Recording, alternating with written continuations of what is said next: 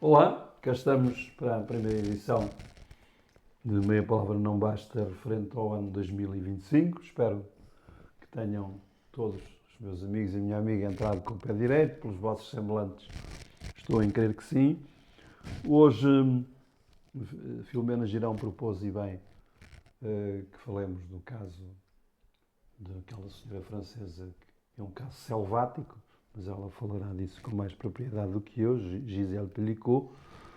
A sugestão do José Miguel é do caso dela, Rosalino, e a sugestão do Américo, para usar as palavras dele, é de O Fenómeno, Henrique Gouveia e Melo.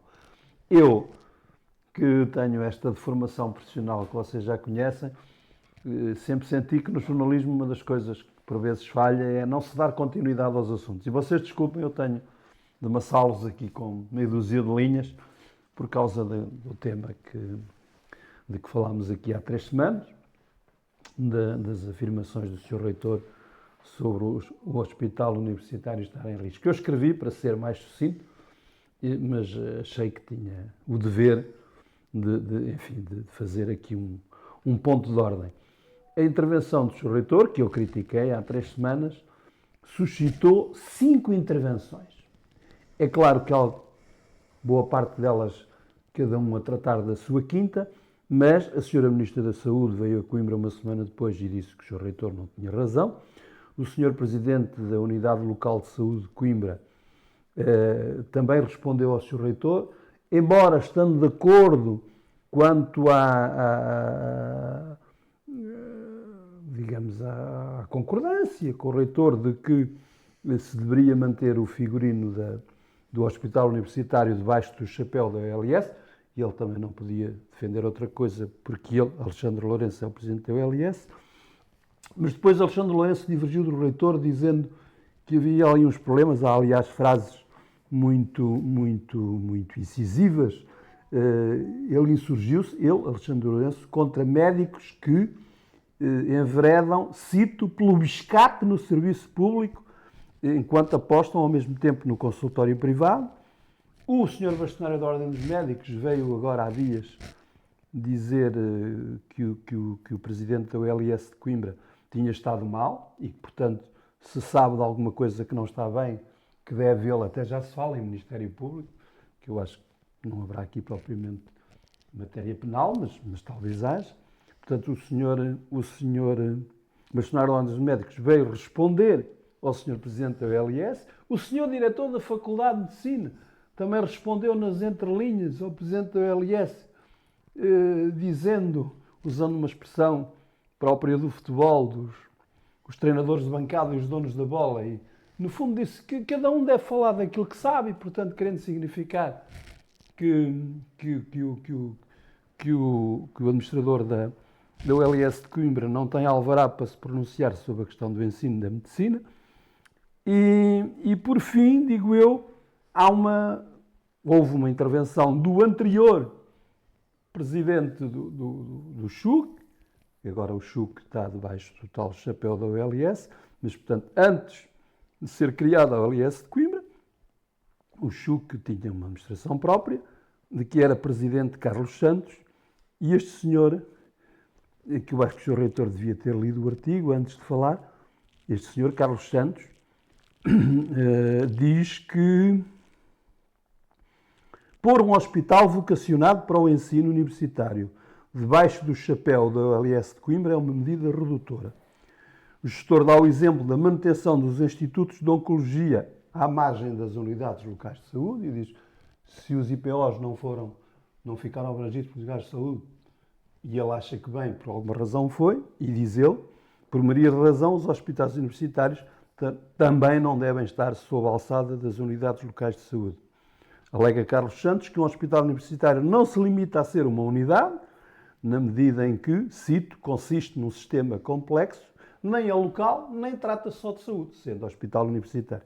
E conclui com esta frase, que me parece feliz: a designação ULS aplicada a um centro hospitalar universitário é particularmente infeliz, diz ele. Pronto, eu por mim dou aqui o assunto por encerrado, mas achei piada que a intervenção do reitor, que eu acho que não foi feliz, tenha suscitado, como lhes disse, enfim, cinco outras intervenções.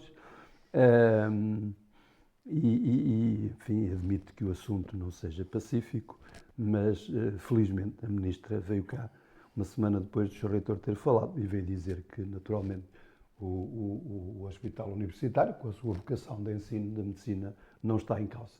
Posto isto, Filomena, convido-te a abrires o dossiê de Gisele Pelicot. Muito obrigada. Um bom ano a todos, um bom ano a quem nos vê e nos ouve. Que seja um ano feliz, um ano pacífico, um ano de paz e um ano de sensatez no meio desta loucura toda em que anda o mundo, não é?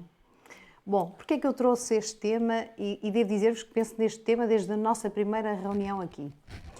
É um tema que me choca, se calhar particularmente por ser mulher, mas admito que choque os homens de uma forma muito próxima da minha.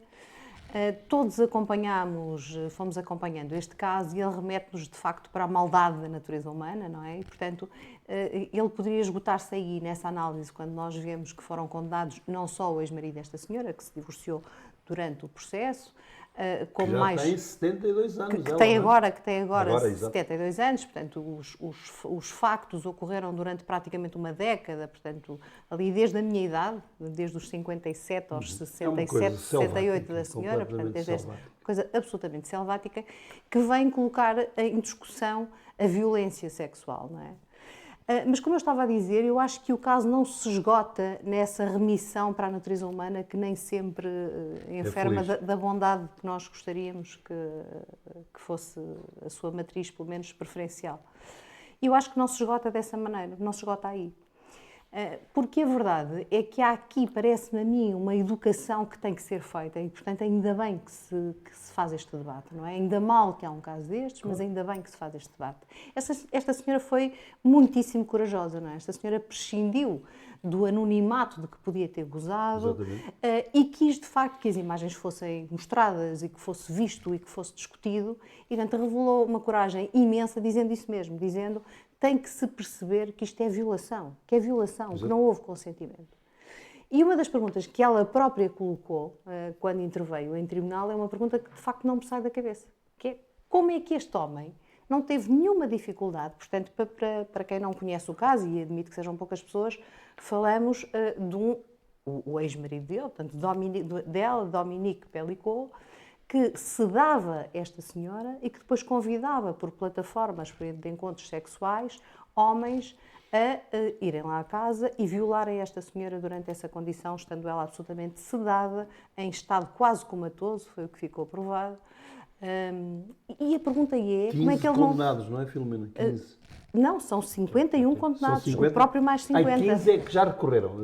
Sim, tens razão. 15 já recorreram. E ele é condenado à pena máxima e depois as outras penas vão entre 13 a 15 anos, não é? Porque há ali graus de perversidade diferentes, quer dizer, há reincidentes, há um coarguido que inclusive depois também violou a própria mulher e utilizando as mesmas táticas, também sedada, também drogada e, portanto, há ali alguns requintes de malvadez. Mas, efetivamente, a pergunta que me resta-me aqui algumas, mas a primeira é como é que este homem não teve nenhuma dificuldade em recrutar pessoas, não é? Exatamente. Foi isso que ele fez, de 20 e poucos anos até 70 e alguns anos, das mais variadas profissões, para isto. E como é que estas pessoas, chegando a um sítio onde vem alguém que não é capaz de reagir, não lhes passa pela cabeça que precisam do consentimento daquela pessoa para o que é que seja? Ainda foram alegar em tribunal, não, até julgámos que fosse um jogo do casal e que a senhora estivesse a fingir que estava calada. E essa educação é preciso fazê-la. Eu acho que é para isto que este caso tem que servir, não é? Sobretudo para mais uma vez. Que sabe que a violência no namoro é terrível também, claro, não é? Claro, com certeza, não é? E que é transversal às várias classes sociais, às várias idades. Portanto, não responde a idades, a formação, a localizações geográficas. É muito transversal. Desse ponto de vista, é muito eclética, não é? Claro. E, portanto, eu espero que o que saia daqui seja a possibilidade de fazermos essa reflexão e de, nós que temos filhas e nós que temos filhos, percebermos a importância de educar para o respeito pelo outro, também aqui. também neste tipo de relações. Depois há ainda aqui uma outra vertente deste caso, que eu acho que merece alguma discussão. O julgamento começou no verão, setembro, suponho, já no final do verão, durou menos de 3 meses e menos de um mês depois do fim da produção da prova em julgamento, temos sentença. Portanto, isto é mais uma lição. É verdade que isto foi descoberto por acaso, portanto, este senhor tentou filmar, fotografar por baixo das saias de alguém no supermercado, essas pessoas fizeram queixa ao segurança do supermercado e quando ficaram com os seus telemóveis e computadores perceberam o mundo que estava ali, porque ele tinha catalogado imagens, mais de 20 mil ficheiros de imagens e de vídeos, etc., numa pasta que curiosamente se chamava abuso, portanto ele próprio sabia, Exatamente. teve sempre absoluta consciência do que estava a fazer. E, de facto, embora isso tenha sido descoberto no final de 2020, e, portanto, apesar de tudo tenham decorrido 4 anos, são 4 anos. E a minha pergunta é, com 51 arguidos, quantos anos é que isto demoraria em Portugal? Que tipo de cobertura teria sido dada a um processo destes? E que lições teríamos tirado daqui?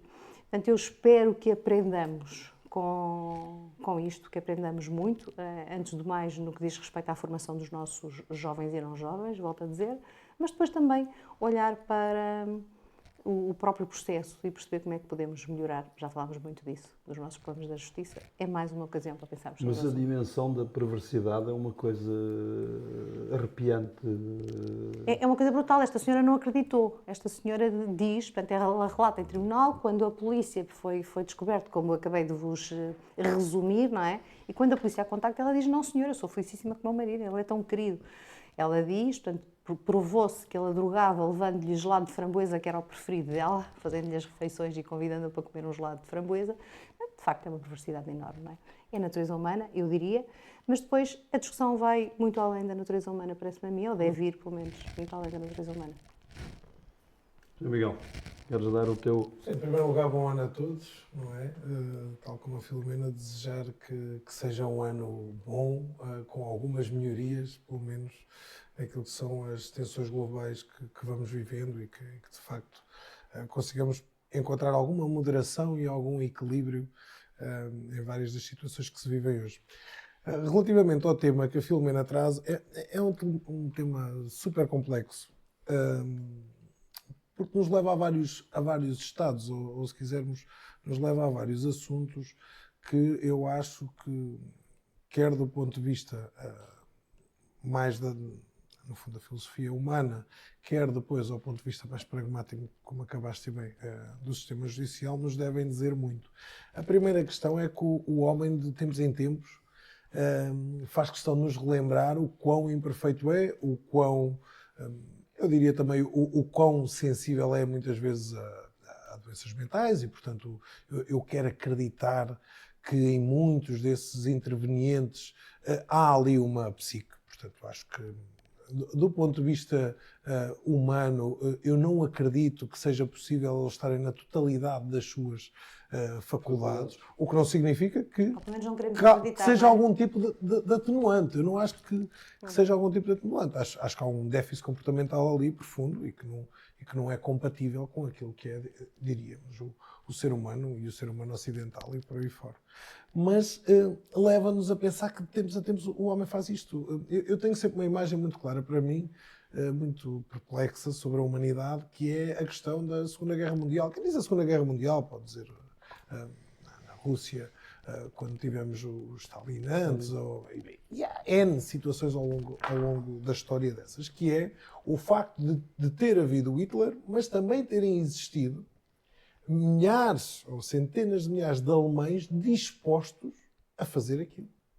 Em que, no fundo, a sociedade... É ainda mais perturbador do que haver um Hitler, não é? É muito mais perturbador. Porque ainda que eu acredito que os homens não nascem todos iguais e, portanto, que os homens, quando nascem, o ser humano, quando nasce, há seres humanos com, no fundo, com um ADN mais, vamos dizer, mais bondoso e outros com e muito um menos ADN... crescem todos iguais também, não é? A questão é essa. É que a selva em que crescemos, não é? Em que o animal cresce, de facto, cria diferenças gigantes.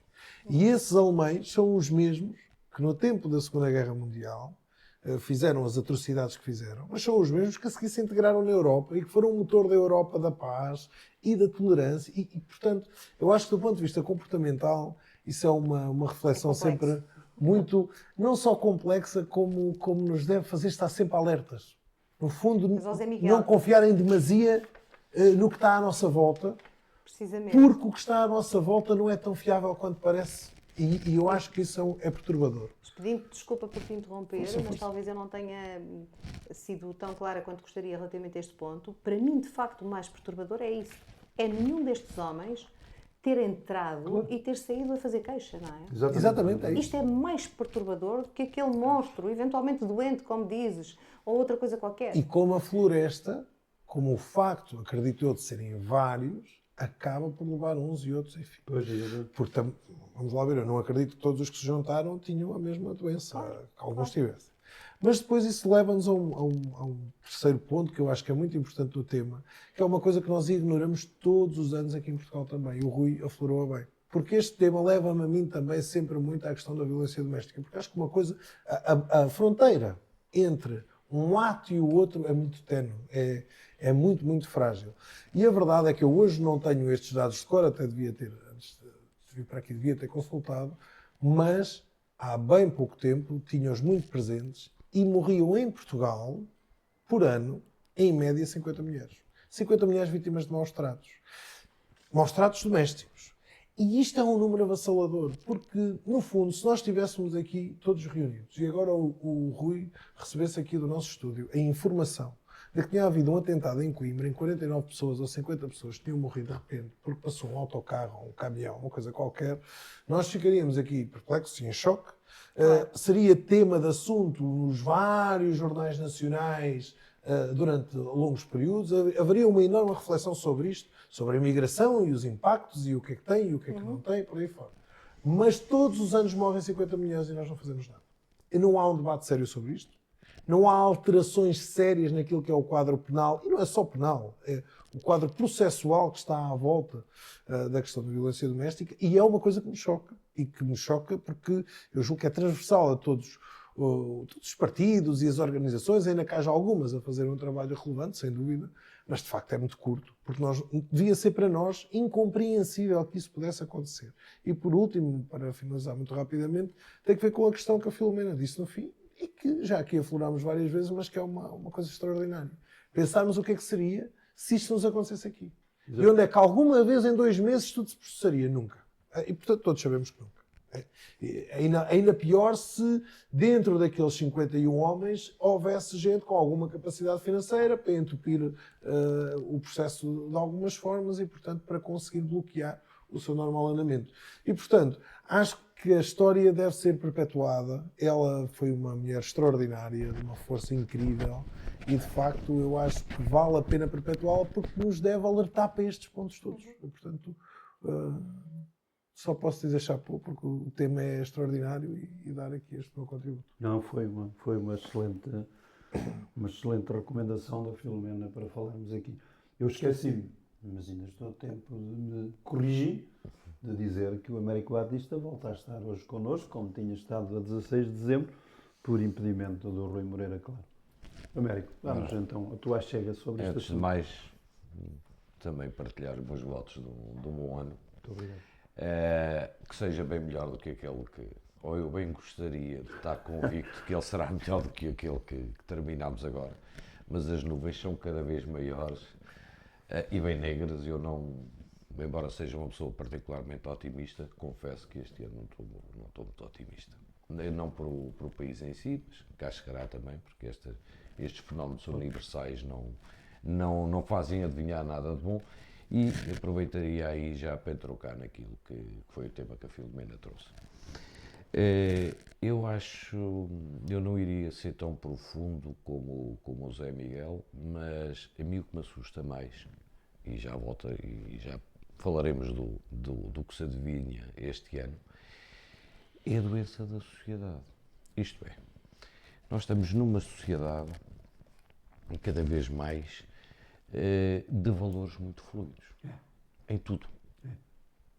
E isto que se passa em França é particular particularmente elucidativo sobre essa matéria.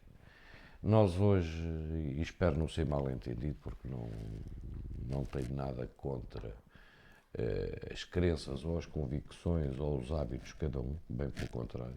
Não sou muito liberal em relação a isso, não serei comigo, mas sou com os outros. Mas nós hoje vivemos numa sociedade onde cada um faz quase o que quer e bem lhe apetece, exceto naquelas amarras e os critérios governamentais. moldam-se à conveniência do que cada um quer. E mais das minorias, inclusivamente.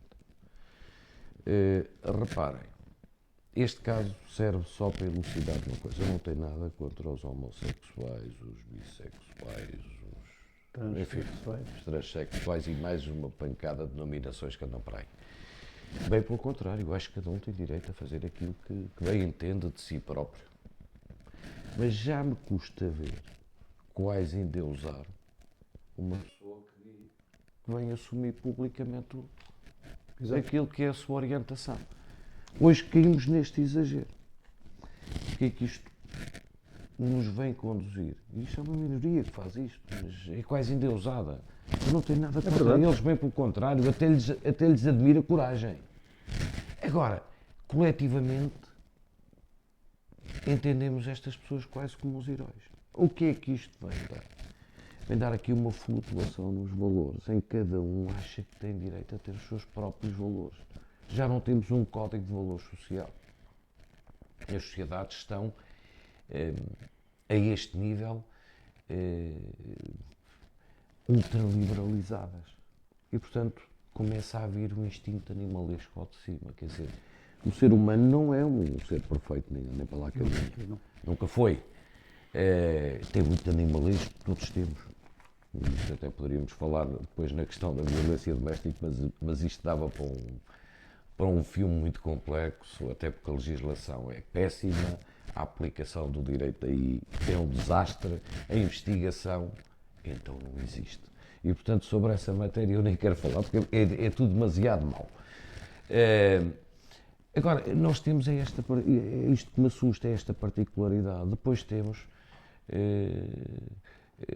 vamos lá ver, isto vem aqui mostrar um bocadinho o que é a convicção de alguns setores da sociedade, tal como aquele exemplo extremo que eu dei no sentido, também há o outro, que a mulher é um ser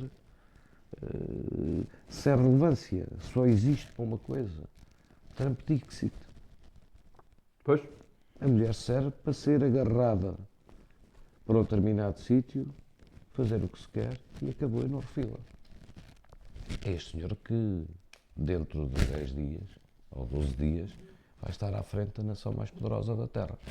E, portanto, todos estes caldos vêm trazendo ao de cima, e as pessoas vêm trazendo ao de cima algum conteúdo animalesco que era muito censurado por toda a gente e que hoje as pessoas começam a achar que para eles é normal. Isto é como acontece com a pedofilia. As pessoas começam a achar isto como uma filosofia de vida tão legítima como outra qualquer. Nós estamos... Não, mas infelizmente é o que isto vem mostrar, porque vamos lá ver, não há doença coletiva por quem anda em plataformas, outros eram convidados diretamente por o próprio marido. Portanto, isto não endoideceu toda a gente de uma vez, não foram só aqui os 51, terá havido até mais. E, portanto, eu não justifico isso por uma doença coletiva. Portanto, isto é exatamente aquele conteúdo selvajático, amoral. Sim, mas não creio que esse conteúdo selvajático, a doença coletiva, chamemos-lhe o que quisermos, que seja maior consoante, digamos, as opções sexuais de cada ou as opções de formato familiar ou outra coisa qualquer. Falamos de uma coisa completamente distinta, que é respeito pelo outro, seja o outro do mesmo sexo que eu ou não, seja o outro quem for, não é? Eu devo-me ter explicado mal, porque eu não queria fazer essa Não, tenho a certeza que não, tenho a certeza que não, estou só... O que eu estou a dizer é que hoje, cada vez mais, estamos a criar uma sociedade em que, ao invés de termos um código coletivo de conduta, cada um começa a sentir-se legitimado a ter as opções que quer, os comportamentos que quer e os acha legítimos. Estamos a voltar a uma selva autêntica e mais do que isso, com pessoas que são de relevância nas diversas sociedades, a legitimarem isso. E isto é assustador porque isto está-se a passar numa série de sítios do mundo. E é isto que me assusta. Portanto, eu não tenho a vossa bondade de olhar para isto a dizer que houve ali uma série de gente doente. Infelizmente não. Eu gostaria de acreditar, mas deixem-me dizer que eu não acredito que haja uma doença tão grande e em pessoas tão dispares, contactadas de formas tão diversas. Esta parte é que eu não concordo com o Américo. Sim, eu não digo que há ali uma doença para justificar. Eu acho que é injustificável. Mas acho que a sociedade não pode ignorar que há ali doença. Claro que há ali doença. Aqueles homens têm uma doença e podem nem saber que a têm, mas que eles têm uma doença. Como um pedófilo tem uma doença. Doença em sentido lato, não é? De degradação. Eu acho que nós temos uma doença social. Eu acho que nós temos uma doença social. Com certeza. Que não tem, exatamente, não é eles individualmente. Eu compreendo. Eu volto a dizer, eu acho absolutamente inacreditável que em 10 anos, e por isso é que é de facto para mim muito chocante, nunca ninguém à volta disto tenha percebido. Não há uma inevitabilidade. Não Não, mas é de nós assumirmos que aquelas pessoas... E só assim é que podemos aceitar o ser humano. É nós assumirmos que aquelas pessoas, por mais que nós possamos repugnar o que elas fizeram, claro que aquilo é a manifestação de um desvio comportamental grave. Não há outra forma de entender. Mas vocês permitam... Agora permite-me só uma conclusão muito simples. Embora concordando com aquilo que a Filomena disse da rapidez deste julgamento, eu não posso também a deixar salientar essa parte positiva. Mas as molduras penais aplicadas, ou melhor, as sanções em concreto aplicadas, foram curtas, não é? Eu acho que olha, 3, 5 anos a quem faz uma coisa destas. 3, 5, 12, 10, 15. Os reincidentes levaram 15, 16, 17, 18. Esse já me calo. Eu estou a falar para os outros, porque a senhora estava inconsciente. Toda a gente conhecia disto. Quer dizer, é preciso ser, vão perdoar a expressão, nua e crua, é preciso ser um animal. Uma pena de prisão de 15 anos é qualquer coisa. Não, mas eu não estou a falar atenção. Eu estou a falar é dos outros. Daquelas mais leves, dos 3, dos 5. É preciso ser um... Eu acho que isto também tem que nos trazer, e aí de facto eu não sou uma liberal, portanto gosto de regulação em algumas matérias e acho que é muito necessária em algumas matérias, e acho que também tem que nos fazer pensar como é que regulamos o uso destas plataformas, não é? Sim. Parece pela matéria, não é? Encontros de cariz sexual, parece uma coisa que está na livre arbitrariedade das partes. Bom, se calhar não é exatamente assim em algumas circunstâncias, não é? Portanto, se calhar tem que haver aqui alguma regulação também, não é?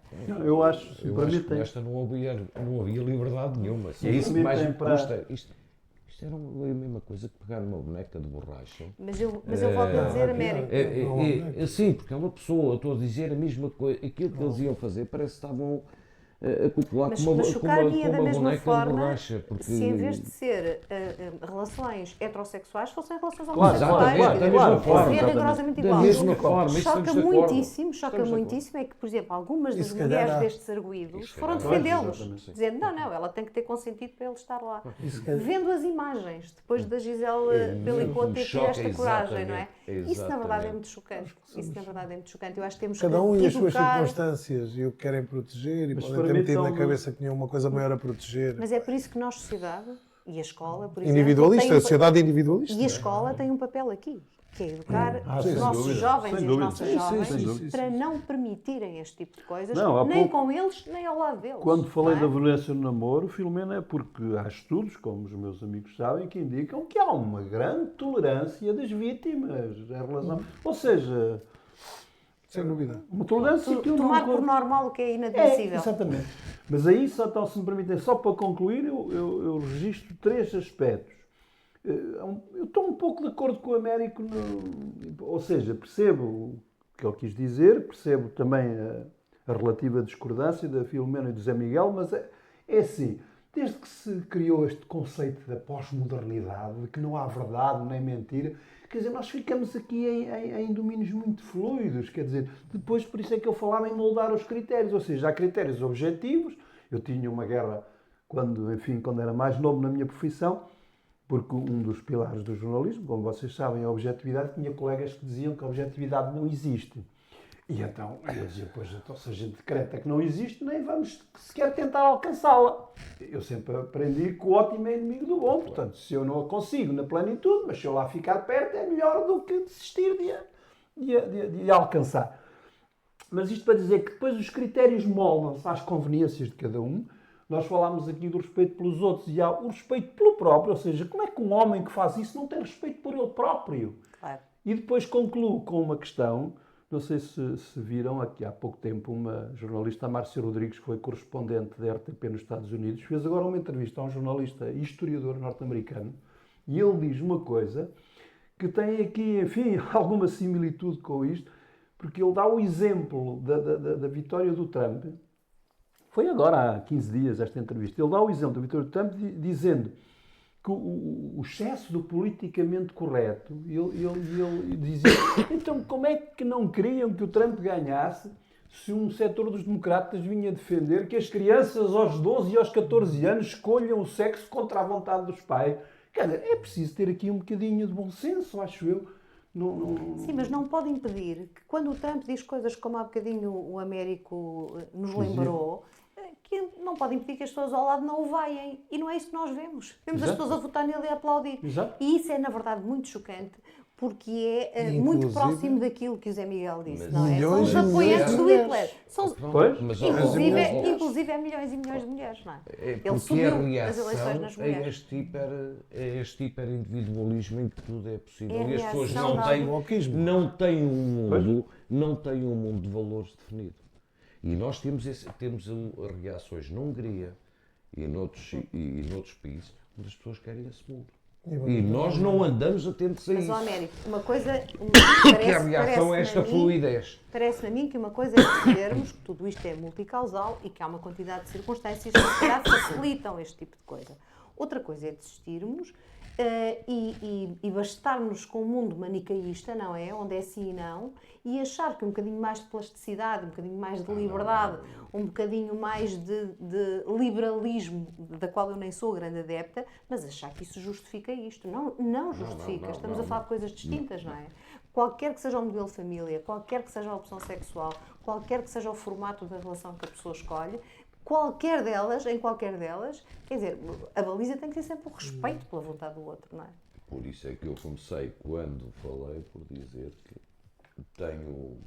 sou perfeitamente liberal em relação aos outros e respeito-os a todos. Claro, posso ou não concordar, não é? Claro. Agora, reparem, esta fluidez de valores leva-nos a isto. Eu, há cerca de 30 anos, numa reunião em que estava a doutora Maria Jesus Barroso, ela insurgiu-se em determinado momento sobre a questão dos filmes de guerra, os cowboyadas, aquilo que a gente víamos quase todos quando éramos miúdos. Que mal ou bem tinham um conduto, um código do bem e do mal. E não eram sanguinolentos. Quer dizer, nós víamos imagens, mandava-se a flash, ou lá não sei para onde, nos tiros, não havia sangue, não havia nada, não havia aquela violência que há hoje. Umas palmadas uns aos outros também, obviamente, simuladas, mas não víamos isso. E eu, na altura, me virei para ela e disse, pronto, e ela achava que isto era este tipo de cultura distorcia a sociedade. Eu, já na altura, disse-lhe nesse debate, pois, mas nós temos uma banda desenhada que é profundamente violenta e temos filmes hiperrealistas hoje que esses têm mais violência em 10 minutos do que tinham estas cowboyadas em 10 dias. Eu lembro quando fui ver a estreia do Platão em Lisboa, em que atrás de mim estavam uns fulanos que tinham estado na guerra colonial, quando se sentaram, estavam a dizer, olha, lembras-te em Moçambique, e aquela paisagem e aquilo, olha, a reação dele é parecida com a nossa. Ao fim de 20 minutos não aguentaram, largaram a chorar e saíram da sala. Mas profundamente chocados. Tal a violência do filme, quer dizer, e nós isto toleramos. Eu acho que bem. Eu não concordo contigo. Eu acho que bem. Calma, deixa-me Eu não concluir o quero um raciocínio. mundo depurado disso tudo. Não quero isso. Mas não podemos é só depurar uma coisa. Onde vemos, muitas vezes, fazemos uma apologia até do mal num determinado filme, por exemplo. E não são poucos hoje o que nós temos. Do mal não, da ausência de valores, coisas perfeitamente amorais. Os jogos de computador dos filhos. O meu filho tinha um jogo de computador que eu fiquei doido, que o prémio era matar polícias.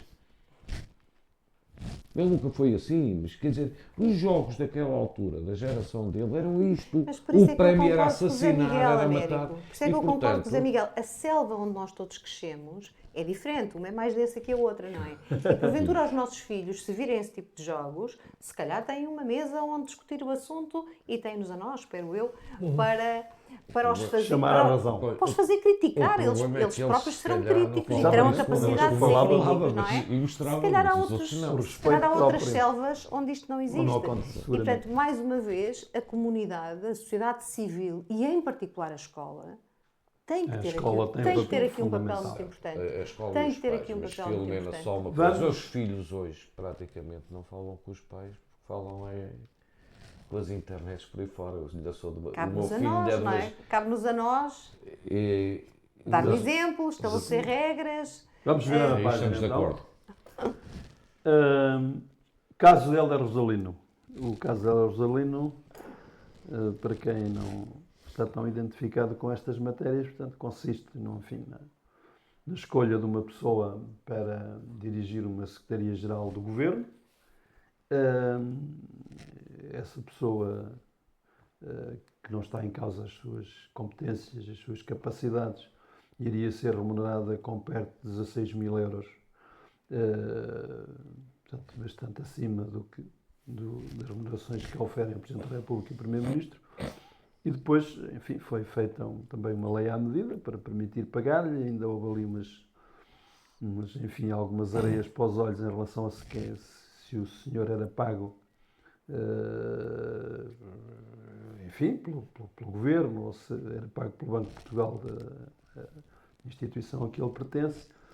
E depois o senhor acabou por achar que, com a polémica que estava instalada, que não tinha condições para exercer o cargo, e entretanto já foi nomeado o ex-ministro Carlos Costa Neves para desempenhar o cargo. Zé Miguel, tu sugeriste o assunto, o que é que nos dizes? Olha, sugeri o assunto e espero não me perder aqui na reflexão que eu trago sobre o assunto, porque é uma reflexão não conclusiva e são sempre mais perigosas. Mas, no fundo, para as pessoas perceberem bem o que é que nós temos, porque eu acho que o assunto nos deve fazer mesmo refletir. O Governo, bem, nesse primeiro passo, decidiu juntar 7 ministérios, se não estou em erro, num único edifício. E, portanto, isso foi uma medida deste Governo e é uma medida positiva, no fundo. O Governo deixou de ter ministérios espalhados pelas ruas lisboetas aqui ou ali para criar um mega ministério, um mega edifício ministerial, onde encaixou 7 ministérios.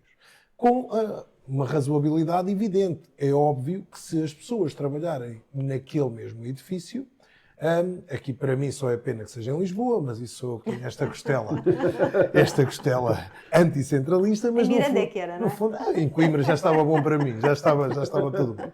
Mas no fundo, se fosse em Miranda talvez fosse bem. Mas a verdade é que isto traz vantagens evidentes. As pessoas estão próximas umas das outras, poupa-se em edifício, poupa-se também naquilo que é o tempo, porque as pessoas estando próximas trabalham mais rápido e há menos barreiras e menos bloqueios e, portanto, até aqui acho que é tudo mega positivo. Segunda nota bastante positiva é que, por norma, todos os ministérios têm um secretário-geral, no fundo é a pessoa que faz andar a máquina, a pessoa que está responsável pela orgânica interna do Ministério, e o Governo, e bem, ao juntar os ministérios todos num único edifício, decidiu também que só haveria um secretário-geral para o Governo. Portanto, até aqui, acho que é nota 20 para a maior parte das pessoas, porque, de facto, há bons princípios de gestão, há menos despesa pública e, por princípio, haverá... outro, tinha tudo para correr bem. Tudo para correr bem. Depois, vamos sair da esfera do Governo para a esfera do Dr. Hélder Rosalino, que é funcionário do Banco de Portugal. O Banco de Portugal, que é um banco público. E, portanto, é um banco pago, cujos salários são pagos por todos nós. E o que é que acontece? Fruto das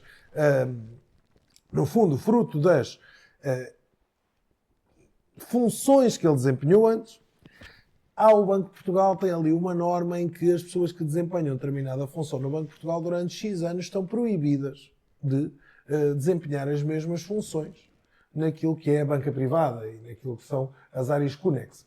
E, portanto, criaram ali uma lógica em que as pessoas, quando deixam de desempenhar as funções que o Hélder Rosalino deixou de desempenhar, o que é que fazem? As pessoas ficam como consultoras do Banco de Portugal. Uma prateleirazinha dourada. Uma prateleira dourada, a ganhar o mesmo salário que tinham antes, que são os tais 15 ou 16 mil euros por mês.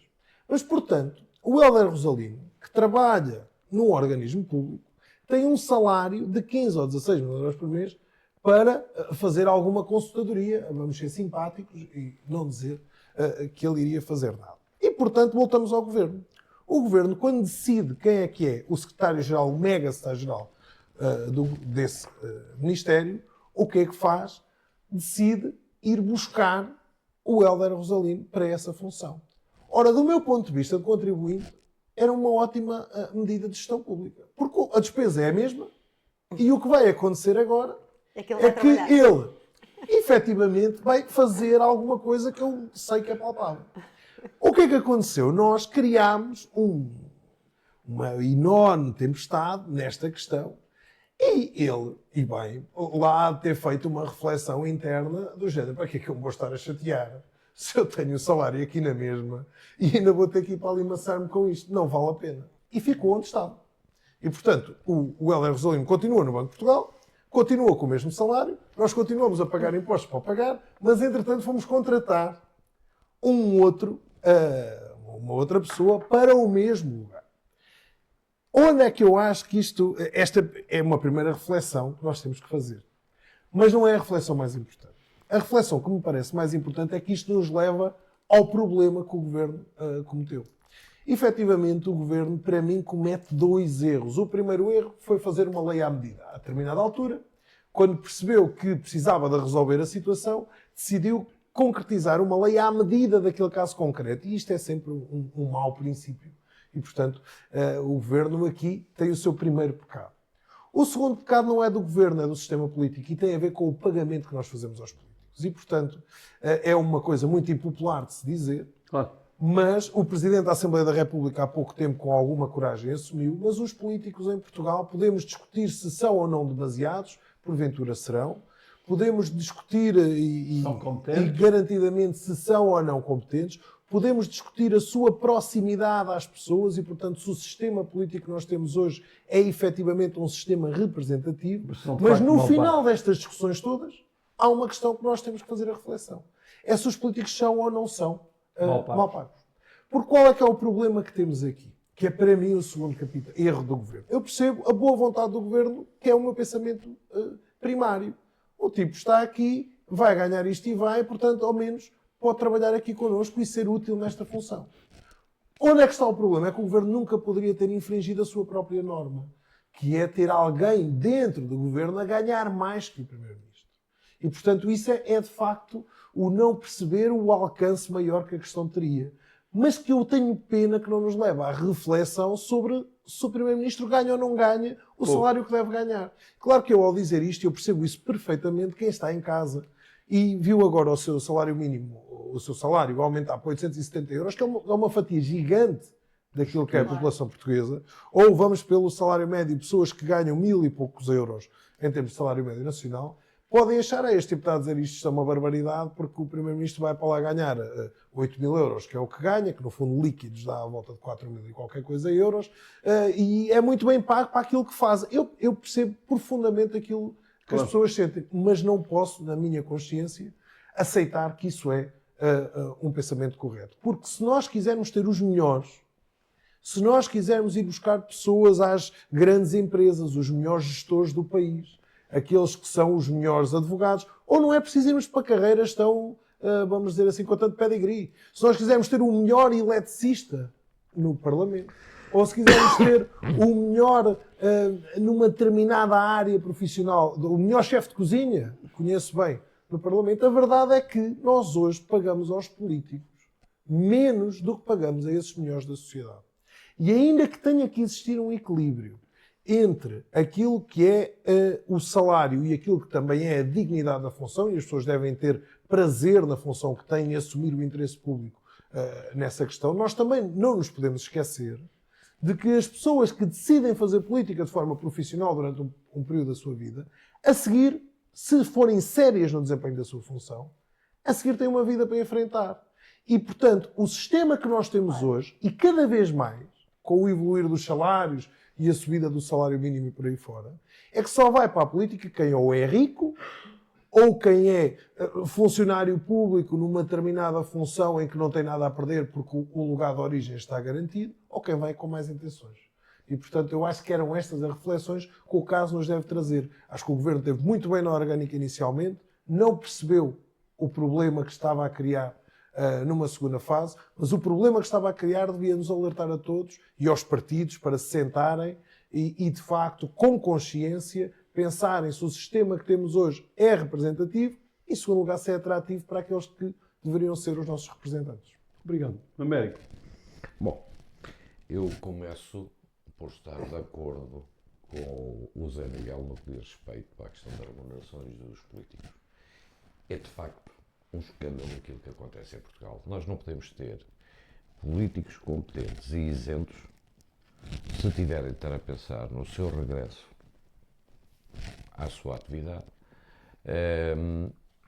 depois de transitarem por a política, porque não podem ser independentes, nem capazes, porque os outros não estão para sujeitar essas incertezas e não vão para lá.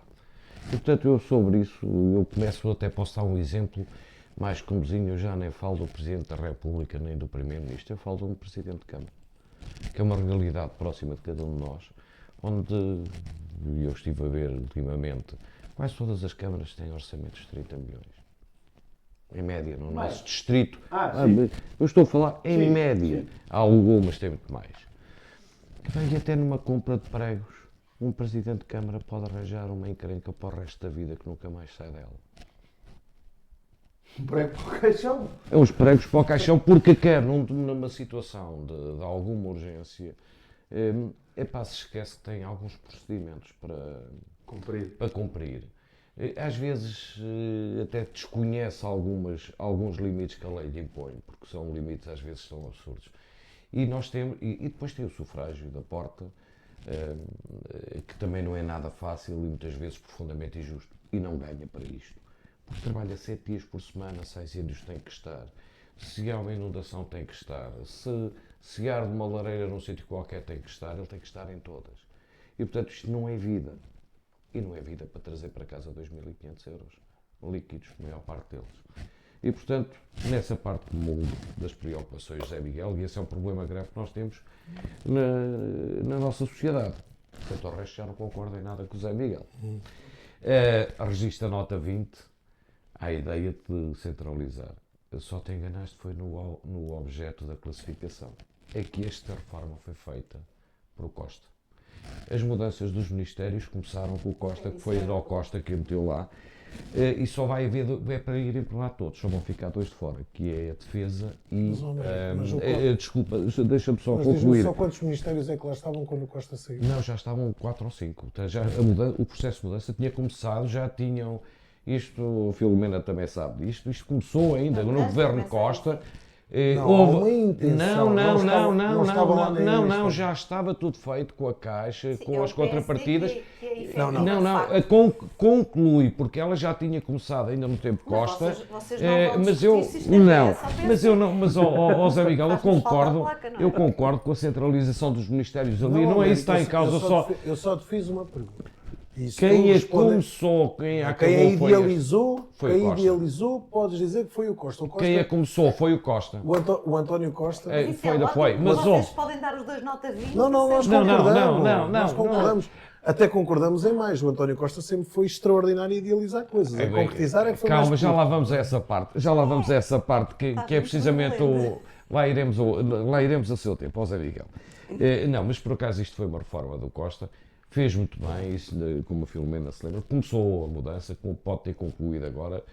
Sei que se mantiver os planos iniciais, vão ficar 2 ministérios de fora, que é o da Defesa e o dos Negócios Estrangeiros, todos os outros vão para lá. Pelo menos era isso.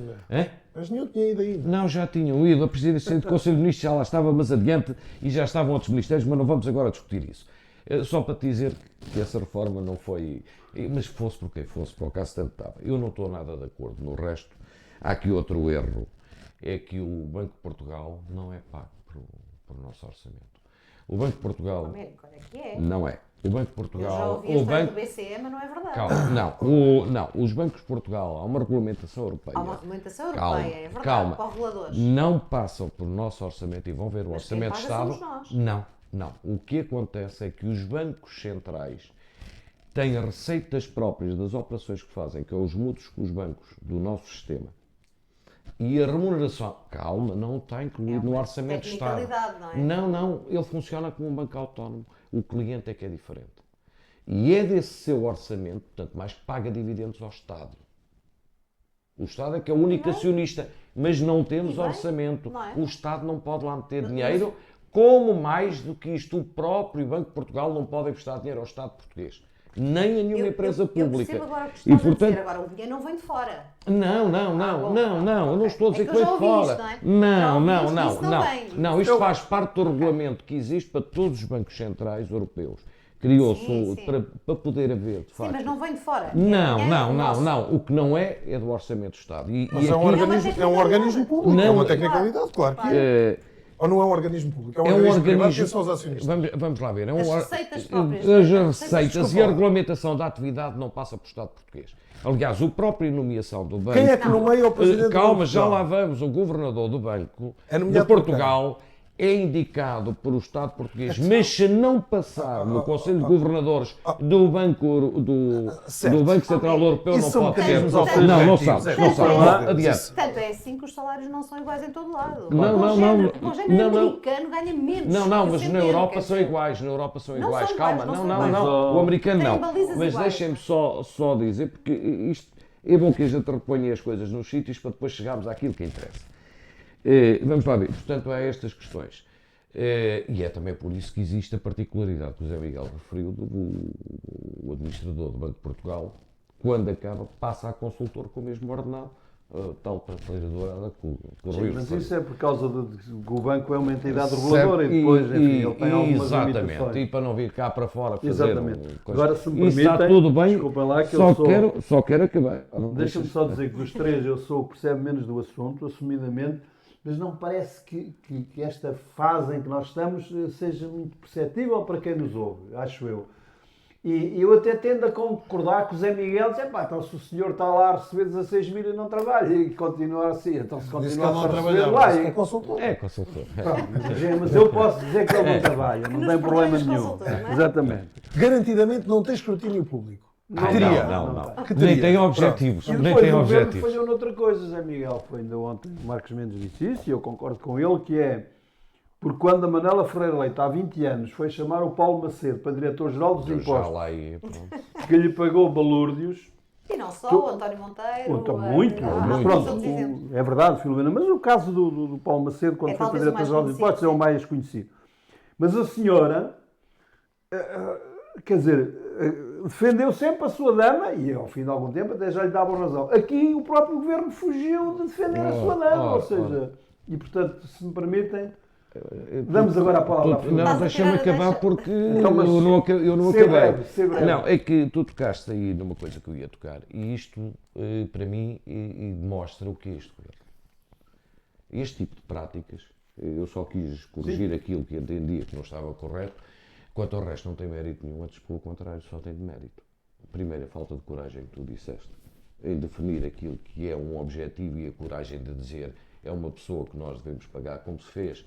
Mas o caso do Paulo. Está disponível, como é que Zé Miguel, não, eu até acho que o senhor esteve muito bem. Então, mas se ele deixou de estar disponível, qual é a coragem do governo? O Zé Miguel deixou de estar disponível ao fim dos dias, quando começou a grelha, porque nunca o defenderam, como o Manuel Ferreira Leite fez e muito bem com o Paulo Macedo.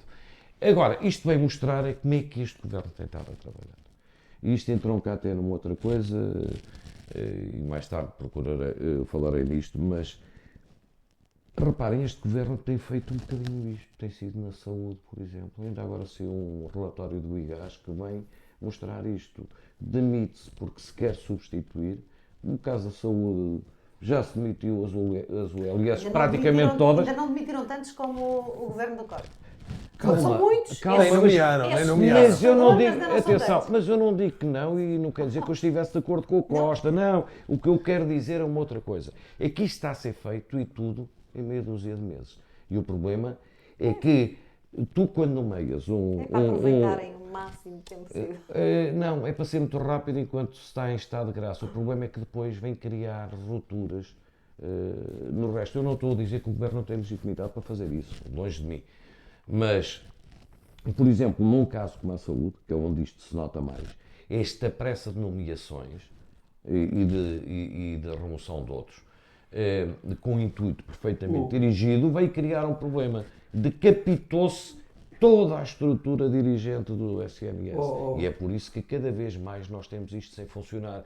Porque não há milagres. Estava a funcionar bem. Eu não estou a dizer que está, mas está a funcionar muito pior. As pessoas estavam a Desculpa fazer um lá, bom ó trabalho. Zé Miguel. Está a funcionar muito pior e aqui a questão Eu é não esta, sei, se ainda não temos dados sobre isso. eu... Não, temos dados Não e temos dados ainda sobre ontem no Beatriz Anjos eram 19 horas para Américo, muito Américo, urgente. queres quantas Mas deixa-me notícias? só Queres acabar, quantas notícias? deixa-me Por só amor de acabar, Deus. Isso deixa-me é uma só falta- acabar, Américo, faz deixa-me favor. só Isso é uma concluir. falta de- Não, quando Eu percebo quisermos a debater utilidade, isso. eu percebo a utilidade de dizer isso, mas quer dizer, mas- Não é. É que se tu fores nomeado para uma coisa destas, Oh, Américo, era um trabalho para uma extraordinário. OLS, desculpa lá, tu ou eu ou Filomena, vamos andar muito tempo a aprender como é que aquilo funciona Não, e como é que é a Américo, eu acho- estruturação. eu acho que realmente- Até podemos fazer alguma coisa, entretanto as Américo, coisas de Oh, graça. Américo, eu acho que Desculpem-me. realmente Desculpem-me, os mas- antigos... Começa os- por aí, é que se um de nós for nomeado, só é nomeado, no vosso caso, se calhar porque os respectivos partidos indicam, no meu caso, por um erro crasso, não é? Porque tem competência para Não, isso. porque no meu também E, seria um portanto, erro crasso esse- quando eu esse ia é o para lá. problema, não é? O problema é que as nomeações não são feitas por competência. Bem, Esse é o principal Filomena, problema. do teu Não, partido também lá há algumas, mas isso agora... Américo, já falaste muito. Já Zé só Miguel, queria 30 dizer, segundos só queria para- dizer o... Mas olha que Eu também depois quero-vos contar uma anedota e dar a palavra ao Mas Filomena. atenção, não Vamos lá. quer dizer que eu estivesse de acordo Então com o vamos lá. Costa, porque eu critiquei muito internamente em algumas coisas que ele fez, e designadamente também em nomeações. Agora, por amor de Deus, não é por isso que eu vou deixar de dizer que Zé estas Miguel. são boas. 15 segundos. Rui, eu acho esta situação bastante irónica. É assim, nós temos um governo em funções. O governo que está em função, no meu entender, está a andar, se calhar mais devagar do que aquilo que eu gostaria. Para o governo andar, tem que, naturalmente, fazer mudanças. As mudanças que são necessárias fazer, cabe ao governo. A responsabilização pelos resultados finais, cabe-nos a nós. nós avaliar. E o que é que nós temos que avaliar? As coisas, quando me dizem com muita pena que estamos a despachar, então no SNS, gestores do Serviço Nacional de Saúde, o Serviço Nacional de Saúde do António Costa foi o que pôs mulheres em ambulâncias sem saber onde é que iam ter filhos. Está tudo dito. Pronto. Portanto, Eu vou-vos contar uma anedota real. Eu gosto de anedotas reais, como vocês já perceberam. Antes de dar a palavra à Filomena, que está aqui desejosa de dar as suas achegas e vocês não permitem. Vocês monopolizaram com ela. Vou-vos contar uma anedota real e esta tem um mérito de não ser nem culpa do Montenegro nem do Costa. É do sistema. Vocês sabem quantos administradores hospitalares é que estão num corredor do Hospital dos Covões? Porque que não são hoje em dia administradores hospitalares. 4. É verdade. Boa noite. Filomena. Olha, e eu começo já por aí. Começa Nós por aí. temos esta política, que é uma coisa que eu acho que é muito portuguesinha, custa muito dizer isto, mas acho que isto é de facto muito portuguesinho, de que é uma vergonha ter ocupado determinadas funções e depois voltar a fazer um outro trabalho qualquer. verdade. E não é. Tens razão, E não é. tens razão. E portanto as pessoas deviam estar como administradores, como consultores, como outra coisa qualquer e voltarem para aquilo que trabalhar. sabem fazer. O problema é que muitas destas pessoas chegaram lá sem saber fazer, não é? E portanto depois não têm para onde voltar. Portanto, este é um problema sério. Eu não gosto nada quando a nossa conversa é esta, confesso-vos. Não gosto nada quando a conversa se põe entre PSD ou PS. Como sabem, sou muito crítica para um e para o outro e respondendo em particular ao Américo, nunca tive partido, tenho preferências ideológicas e muito marcadas, devo dizer. Sou uma social-democrata posso posso dizê-lo publicamente, uma social-democrata alemã, e portanto não sei se está mais próxima do PS ou do PSD. Infelizmente, do meu ponto de vista, começa a estar longe de qualquer uma delas, e essa é a minha grande tristeza, mas sou verdadeiramente uma social-democrata. E relativamente a este assunto, quer dizer, o PS esteve bem quando iniciou esta reforma e o PSD esteve bem quando a concretizou. É ótimo, nós devíamos era estar aqui todos contentes porque estamos de acordo em medidas importantes, não é? E, portanto, acho que mais do que dizer fui eu ou foste tu, é importante perceber isto. É de facto uma boa mudança, concordo, a minha opinião é coincidente com a vossa. Portanto, ainda bem que o PS a pensou, ainda bem que o PSD está a concretizar. Neste processo todo, houve de facto pecados, como o Zé Miguel lhe chamou, e o Américo de outra maneira, e eu acho que não foi só a lei à medida. Eu acho que foi, de uma forma transparente, não ter explicado o que estava a acontecer. Tinha que o ter feito e não fez. E, portanto, estes para mim são os erros. Também acho que a oposição também teve alguns pecados, porque foi hipócrita na discussão. Ou seja, assinalou isto e bem, que do meu ponto de vista são erros, mas depois foi incapaz de dizer aquilo que todos dissemos. Há aqui um problema. Há um problema com os salários, que são baixos, já todos o dissemos, e com a ressalva que o Zé Miguel fez, que eu acho que é muito importante. Estes salários são baixos, mas o salário das generalidades portuguesas são baixíssimos, não é? O nosso salário mínimo é muito baixo, comparando com o resto da Europa. O nosso salário médio, então, é aquilo que nós sabemos, e, portanto, eu percebo que as pessoas reajam e digam 2.500 euros um Presidente de Câmara, quem me dera, 4.500 um Primeiro-Ministro, quem me dera. Bom, mas a verdade é que depois temos que distinguir as responsabilidades. E são pessoas com responsabilidades brutais, que têm que ser muitíssimo eficientes, que têm que ser muitíssimo determinadas, que têm que ser muitíssimo corajosas, que hipotecam muitas vezes a sua vida, inclusive a sua vida pessoal, e, portanto, têm que ser pagas condignamente. E porquê? Porque senão estamos a definir o perfil das pessoas que vão para a política e o perfil das pessoas que vão para gestores públicos, não é? Quer dizer, se nós baixamos muito o nível salarial, percebemos de imediato que há uma grande franja de pessoas boas e competentes que deixará de poder estar disponível, até podem querer, mas entretanto têm compromissos, não é? E portanto não podem fazê-lo. Neste processo todo, eu acho que é importante percebermos se este limite, que é esta baliza do salário do Primeiro-Ministro, faz sentido ou não faz sentido. Podemos até achar que não faz sentido, podemos até achar que não tem problema nenhum o Secretário-Geral ganhar mais que o Primeiro-Ministro. Eu confesso que me aborrece um bocadinho.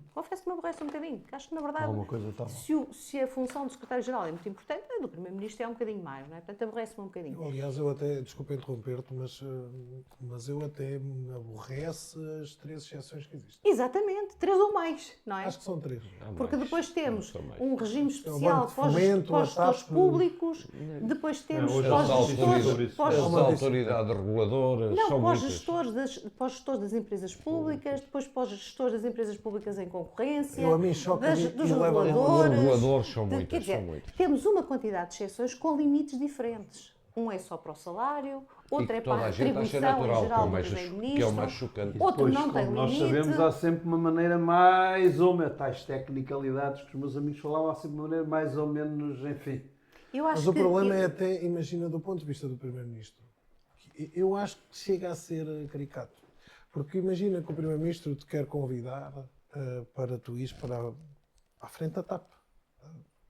Tão simples quanto isto. Tu podias escolher coisas que eu soubesse alguma coisinha, não é? Não, há mas imagina. Era para a saúde, tu mandas-me para a TAP. Imagina, a TAP. Agora é para voar baixinho. É muito ilustrativo dos erros das escolhas. O ponto da conversa é um ponto que deve ser caricato. Porquê? Porque com um salário de 8.000 euros brutos, portanto de 4 ou 5.000 euros líquidos, o Primeiro-Ministro tenta-te convencer a ir para a frente da TAP. E tu dizes, sei lá, eu por 20.000 eu não me meto nisso.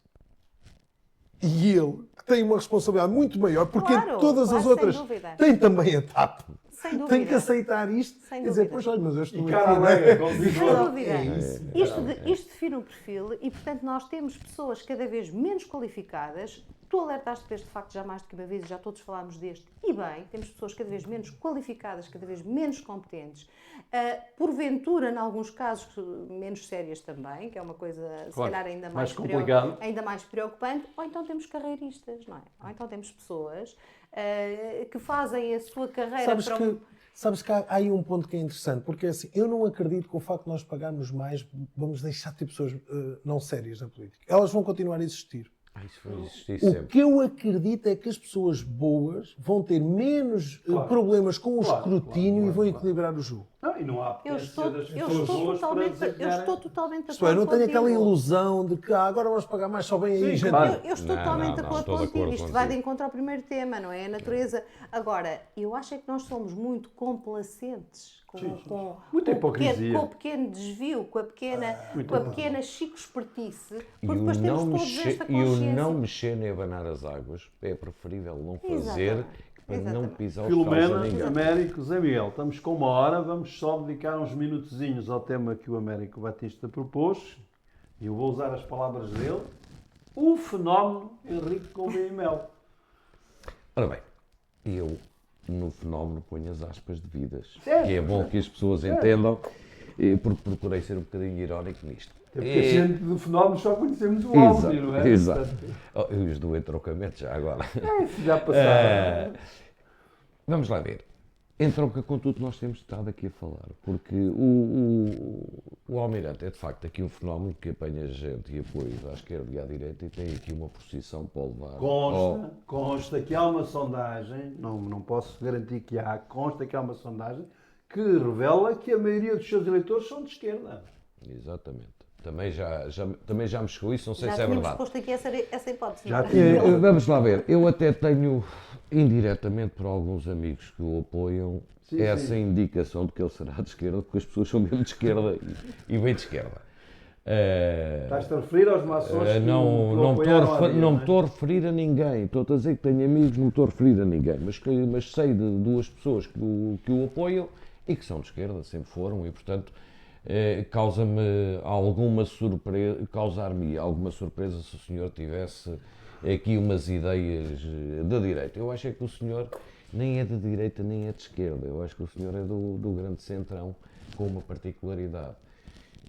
Tem uma formação militar que em determinada altura, por dificuldades que o próprio sistema teve de arranjar quem fizesse aquilo que devia ter sido feito, e os americanos meteram logo os militares nisto, que são quem tem esta logística e estas organizações bem feitas. Eu estou a falar da pandemia, quando foi a distribuição das vacinas, e isto pôs em evidência exatamente a antítese daquilo que é a nossa classe política. E, portanto, o fenómeno é um bocadinho este. É nós percebermos o que é a nossa classe política e a nossa sociedade civil, quando aparece uma pessoa que vem fazer, que se transforma num fenómeno, porque pura e simplesmente vem fazer aquilo Pôs uma logística a funcionar. que sabe fazer, que foi treinado para fazer e que o fez de uma forma exemplar. Com laivos de coragem em determinadas alturas para mostrar a sua coerência. Sim. E teve em algumas situações.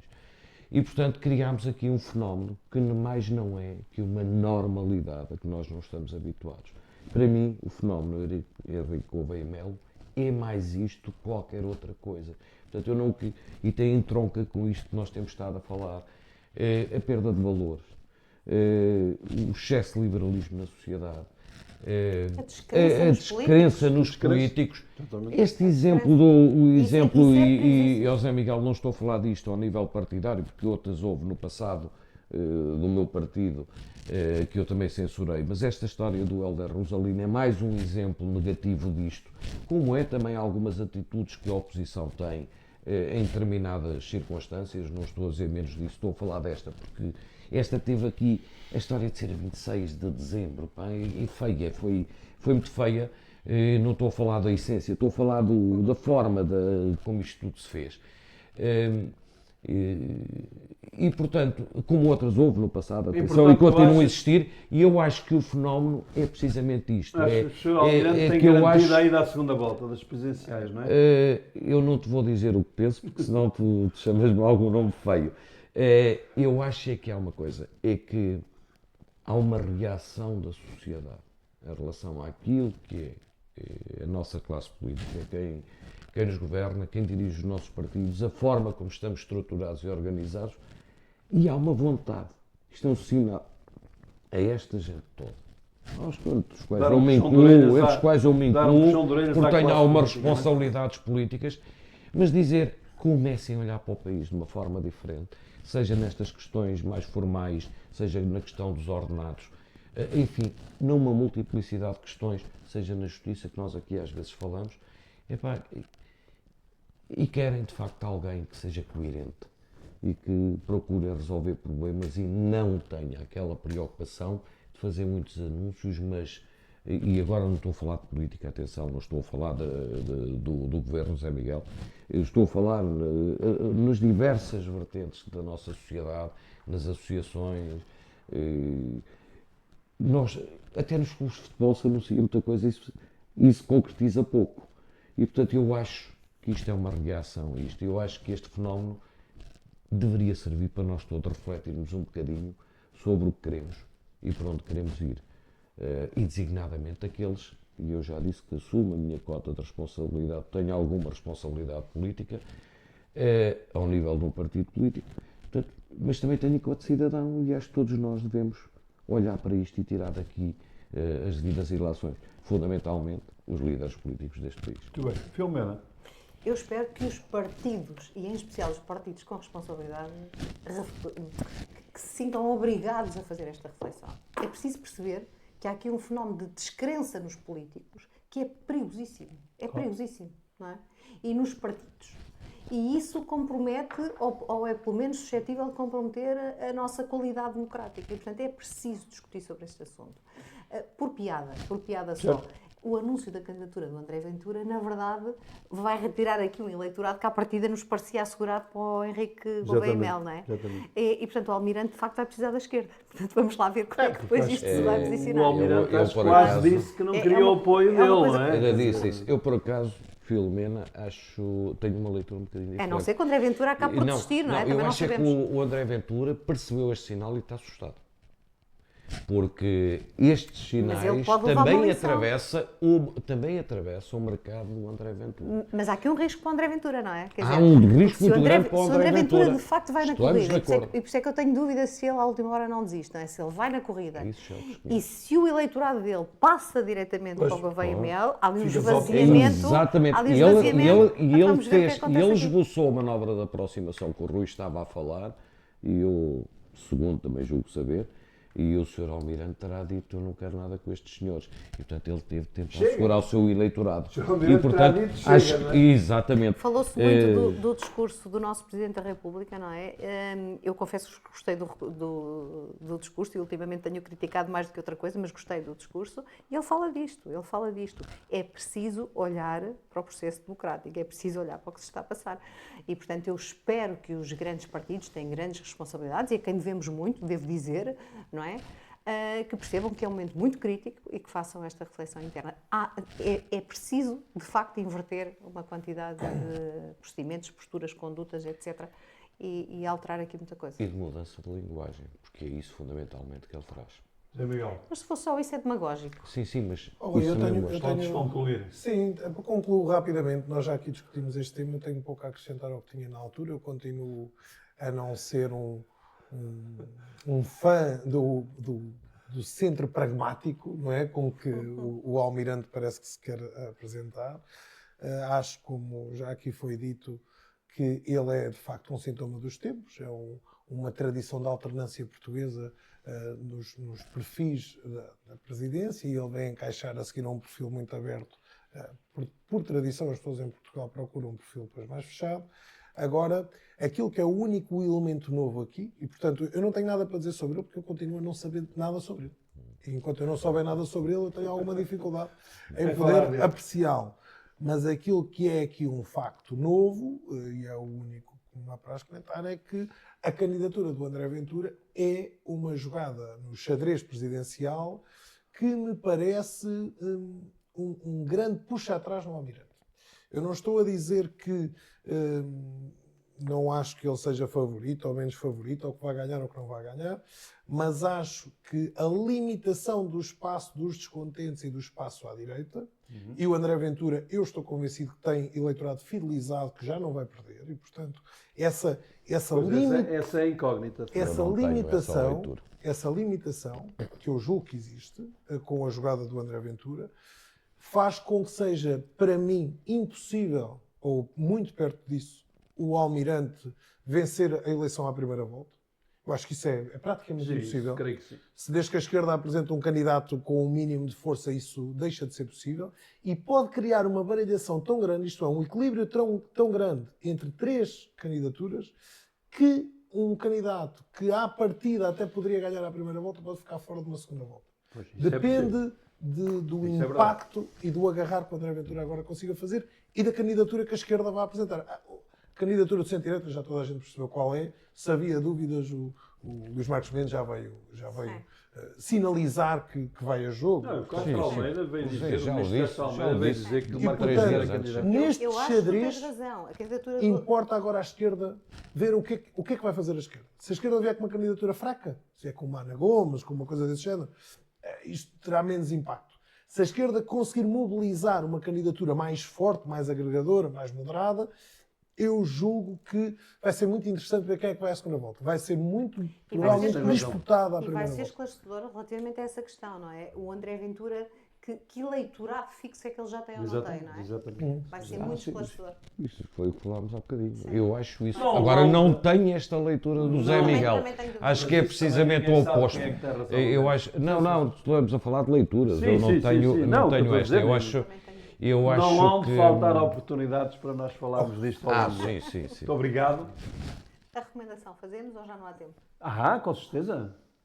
Com certeza. E Ora bem, só eu faço já a desejar-vos minha. bom resto de Dia de Reis. A minha recomendação tem a ver com o que eu estava aqui enquanto vocês estavam a ouvir. Vou comprar o livro que tu recomendaste da última vez. Então vou-te deixar outro. Estava aqui a ouvir-vos e acho que faz todo sentido. É um livro muito pequenino, um ensaio muito interessante, do Ben Yan, que se chama Infocracia e que justifica muito daquilo que Estivemos a falar. tem acontecido nos movimentos políticos globais. Globais, em cada país. Concordo. Muito obrigado. Filomena? Olha, eu vou arriscar acabar um programa destes outra vez com um poema, mas pronto. Não tenho E dúvida. estava ali a ouvir. Tu has de cantar um dia. Estava a ouvir a história da Depois faço espuma dos dias e a lembrar-me do Boris Vian e apetecia-me dizer um poema bem mais arrojado, não é? Certo, De uma certo. chapada na tromba. Mas esse fica para outras no Para o futuro. Carnaval. Ele trouxe a receita de Ano Novo, do Carlos Drummond de Andrade, Muito bem. um poeta brasileiro Brasileiro. do início do século XX, que diz qualquer coisa como: para você ganhar belíssimo Ano Novo, cor do arco-íris ou cor da sua paz, Ano Novo sem comparação com todo o tempo já vivido, mal vivido, talvez, ou sem sentido, para você ganhar um ano não apenas pintado de novo, remendado às carreiras, mas novo nas sementinhas do vir a ser, novo até no coração das coisas menos percebidas, a começar pelo seu interior, novo, espontâneo, que tem tão perfeito nem se nota, mas com ele se come, se passeia, se ama, se compreende, se trabalha. Você não precisa beber champanhe ou qualquer outra bebida. Não precisa expedir nem receber mensagens. Planta recebe mensagens? Passa telegramas? Não precisa. Não precisa fazer lista de boas intenções para arquivá-las na gaveta. Não precisa de chorar arrependido por besteiras consumadas, nem parvamente acreditar que por decreto de esperança a partir de janeiro as coisas mudem e seja tudo claridade, recompensa, justiça entre os homens e as nações, liberdade com cheiro e gosto de pão matinal, direitos respeitados começando pelo direito ao gosto de viver. Para ganhar um ano novo que mereça este nome, você, meu caro, tem de merecê-lo. Tem de fazê-lo novo. Eu sei que não é fácil, mas tente, experimente, consciente. É dentro de você que o ano novo cochila e espera desde sempre.